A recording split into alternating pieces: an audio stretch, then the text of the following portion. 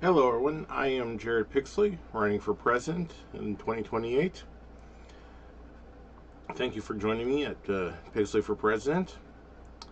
I want to give a special shout out to Office Hyena for his comment that I need to sound more commanding in my videos.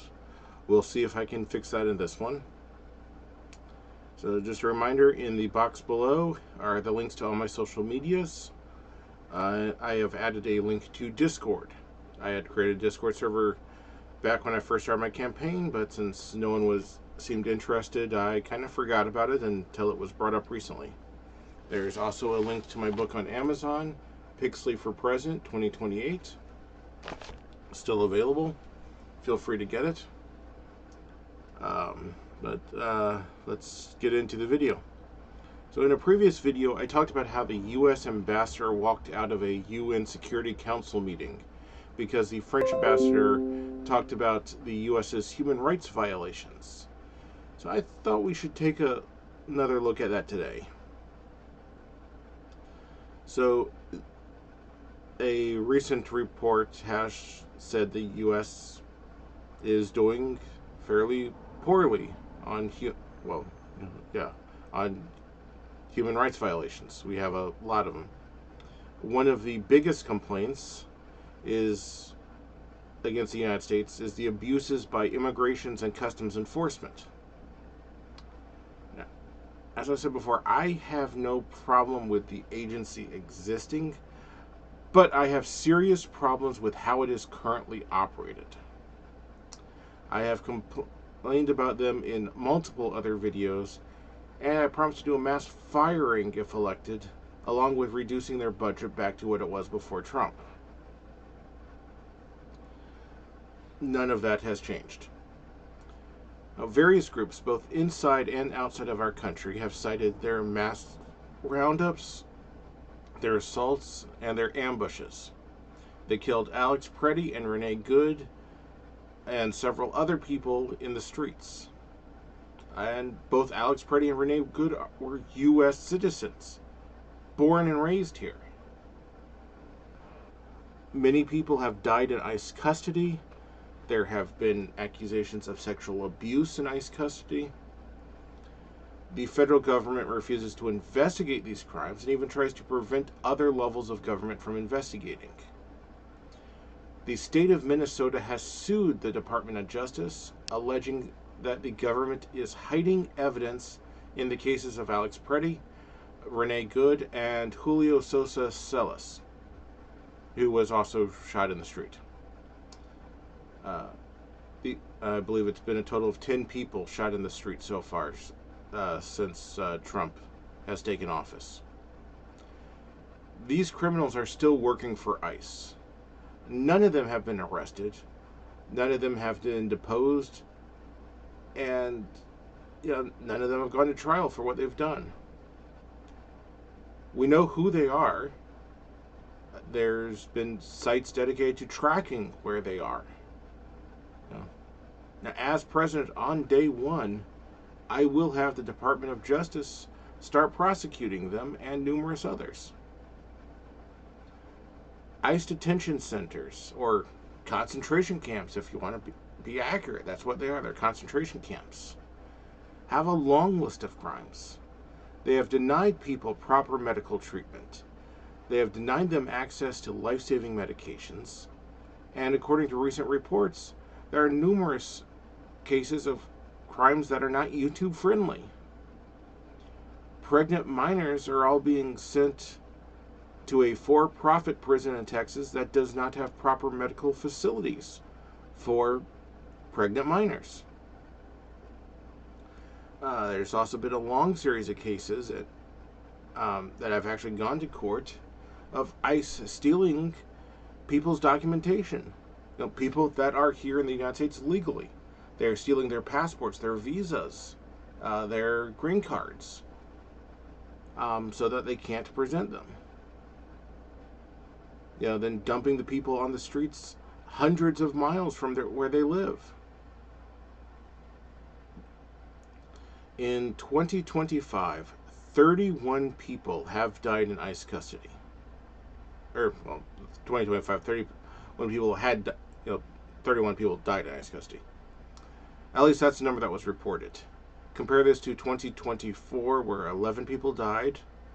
2023 had 7 deaths.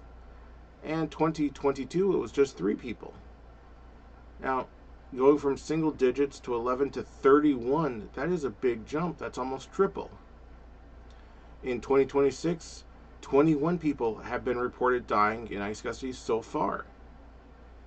Congress has questions about this, but ICE isn't saying.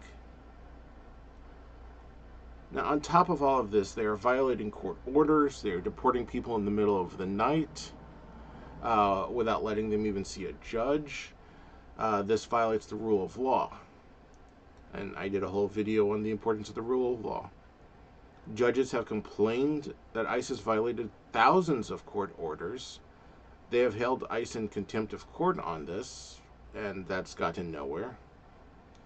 People are being sent to different countries, even different continents than where they're from. Mexicans are being shipped to Africa. Even U.S. citizens are being deported. One U.S. citizen has talked about how he's been deported twice already. The United States government is violating the rule of law, court orders, and even our own laws. But more than that, we are violating human rights of the people being abducted and detained.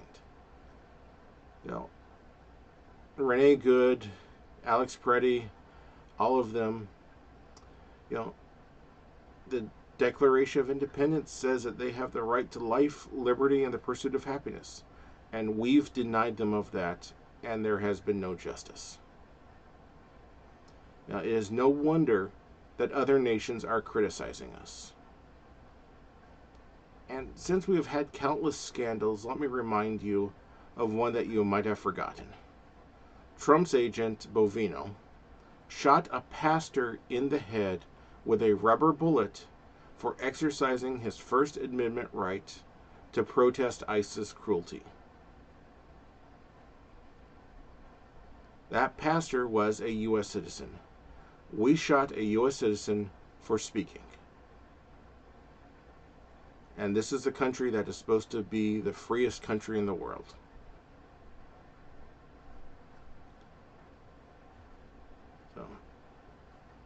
ICE was created in 2003 after the events of 9/11.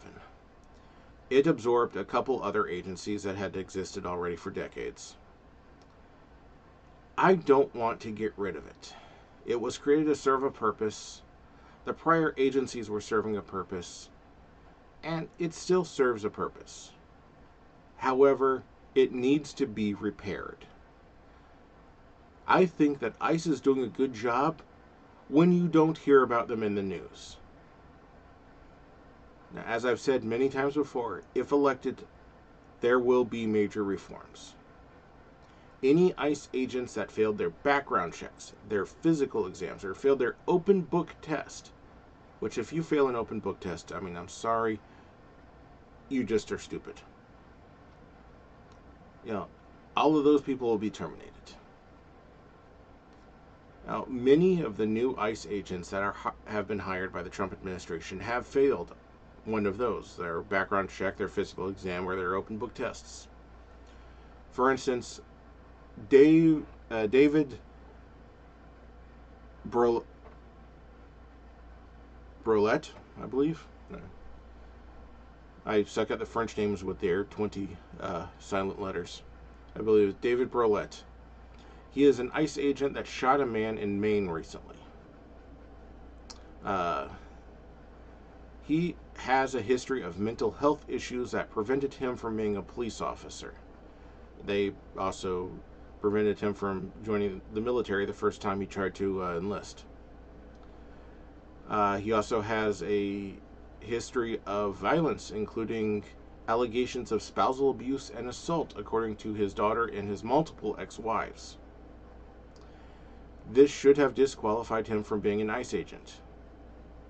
Yet, he is one of Trump's masked goons, killing people on the streets. He shot a man in Maine in his car parked in the driveway of the man's home. A man who was here in the United States legally. Now, in my book, Pixley for President, towards the back, I list my ideas for my first 10 executive orders. 2 of those concern what ICE is doing. The first one requires all federal law enforcement officials to stop wearing concealing masks and start wearing identifying material. Their badges, a tag that says FBI or ICE or ATF or whatever agency there are. So that, and of course, name. So between the firings and having to everyone identify themselves, I believe this will get rid of most of the goons that Trump's hired. The second order requires the U.S. to stop using for-profit prisons. By using government holding facilities, the government can ensure that all incarcerated people have proper medical facilities. This goes for ICE. This goes for actual, criminal prisons. Any of those. Now, as president, a lot of the people currently locked up will be released. Anyone with papers that prove that they are a citizen or a permanent resident or a visa, people with asylum status, go home. We have no reason to lock those people up.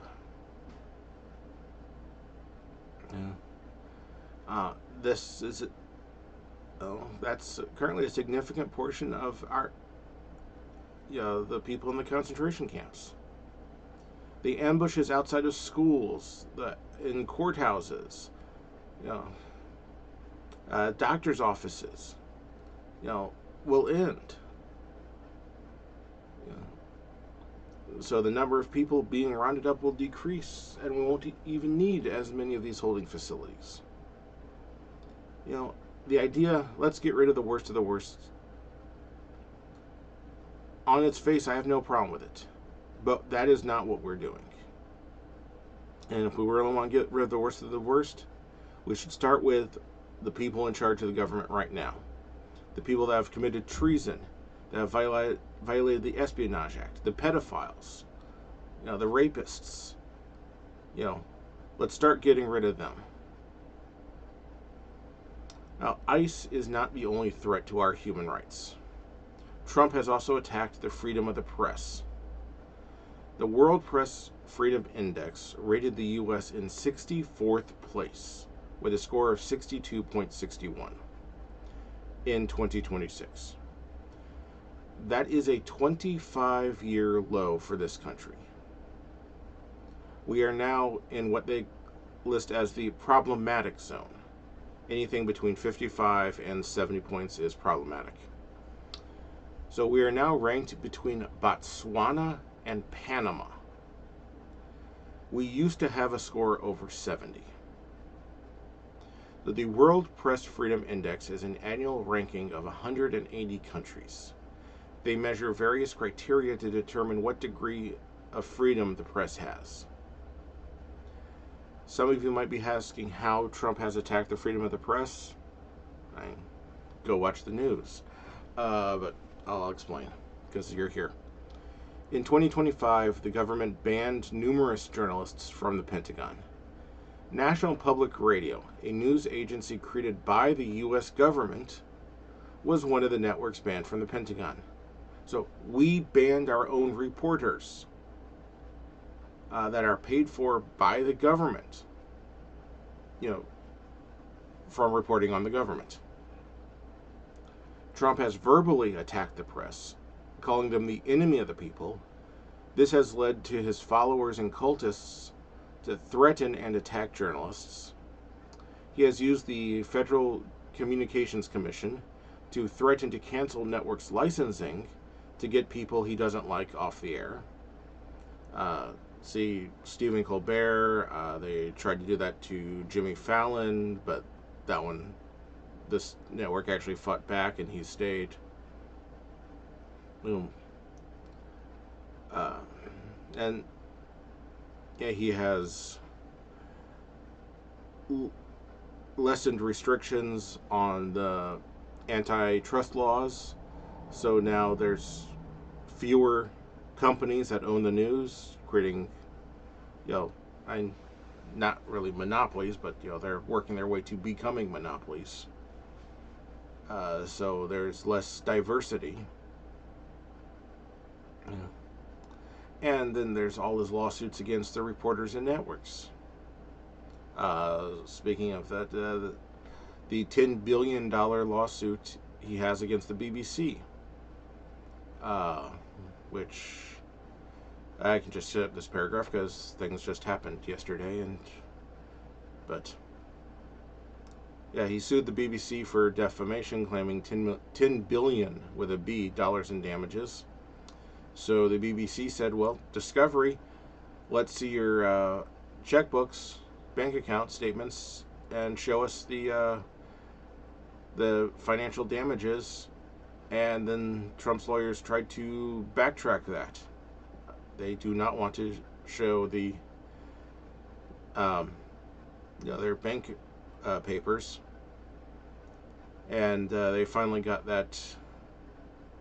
They finally got a judge to sign off on that, and they've retracted the claim against the business. Now it's just financial damage against Trump himself, which I think all of that is very interesting, especially when you also look at the lawsuit going on against, I believe it was Capital One. Yes, I think Capital One. But the bank in 2021 closed 300 bank accounts owned by Trump, his family, and his businesses. And in the court case, they cited that they closed them for money laundering, that they fit the textbook description of money laundering activity, and so they reported to the government and canceled the accounts. So, is there really money laundering going on, and is that why Trump doesn't want BBC to get their hands on the banking information? Could do a whole episode on that. That doesn't. But back to the point, he sues reporters. He sued the Washington Post over reporting on the new Air Force One, or what do they call it? Grift Force One, the gold-plated plane from Qatar. But the press is a freedom promised by the Bill of Rights. Without the press, we cannot have a functioning democracy. The press tells the voters what politicians are actually doing. For that to work, we need an unbiased press. We need multiple outlets because people are just naturally biased. And as I've mentioned in another video, there's studies that have shown how biased they are, which ones you can trust more than others. So we need the options, we need the people who tell the different sides of the stories. For that to work, these press people need access. We need the NPR back in the Pentagon. And we can't just sue these people to shut up on news stories.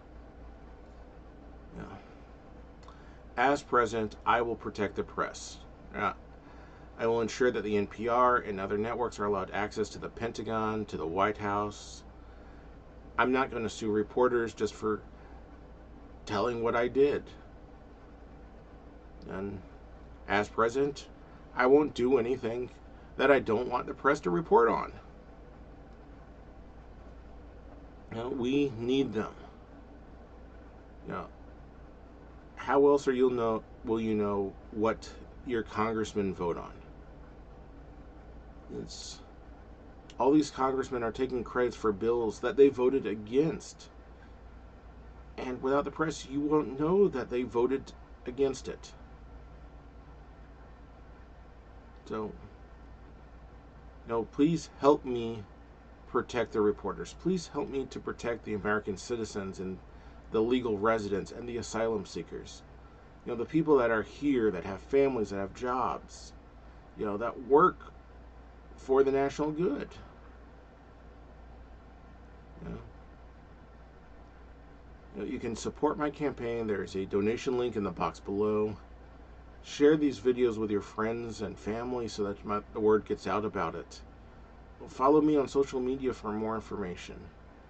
You know, and come November 2028, when you go to the ballot, you know, vote for the president that you think has the country's best interest at heart. And I hope that come that time, I've shown you that I am that candidate. Thank you very much for joining me today. Come back next week when I'll have more. And hopefully you have a wonderful week.